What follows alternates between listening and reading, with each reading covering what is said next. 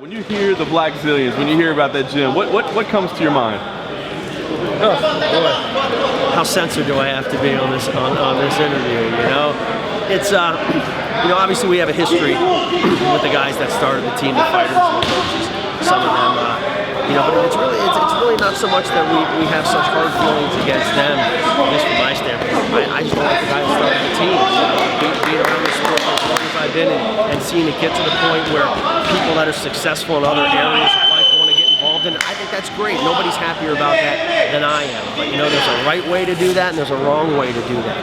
The right way to do that is go ahead and put in all your time and all your energy and all your money into developing young guys and go through years of failures with those guys to get a few guys that might be good enough to get to the UFC, and then go through years of guys that are good enough to get to the UFC to get the guys that might be successful in UFC. And then once you do that, hey man, sit back, be proud of what you and your guys accomplished. That's the right way to do that. Look at Team Takedown. They haven't been in this business as long as like the Jacksons and the AKAs or us. But you know what? When the guy wanted to get in the business, they did it the right way. That's the way they did it. They went and they started their own guys, their young guys, they supported those guys. And you know what? Lo and behold, years down the road, they get a champion. And when they did it, their guy beat our guy for that belt. And I was the first one, to walk over and shake Mark Layman's hand and say, congratulations, you guys are a class organization, you do it the right way. That's the right way. The wrong way to do it is Glenn Robinson.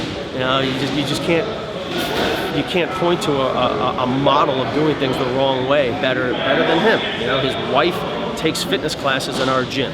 He would come to our gym and sit on his ass and watch her take fitness classes because that's basically the extent of his physical capabilities inside of a gym. So I'm sitting here in the gym and I look around, I'm like, wow, that's pretty cool. I'd look cool owning my own gym and having my own fighters. I don't know anything about the business or the industry or the sport, but I got a lot of money, so I'll go quietly and I'll offer all these guys money to leave and come to my gym and start one with me.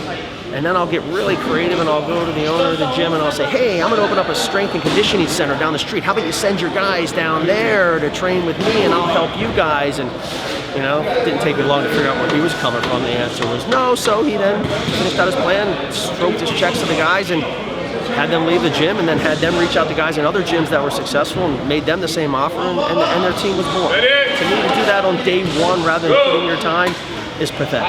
And the only thing more pathetic than doing that on day one is on day two hiring a publicist to go out and flood the MMA media with stories about how great you are and these false narratives about all you do for your guys and how you run the team. And it's bullshit. It's pathetic. I don't like the guy.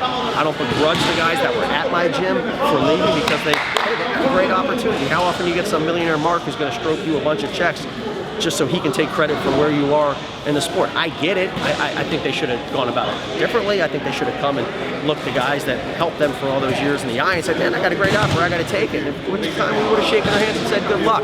Instead, they were quiet and went around and recruited for him to get guys to leave. So I didn't really like that. I'm not going to cheer for those guys when they fight, obviously. But my feelings are towards Glenn, not those guys.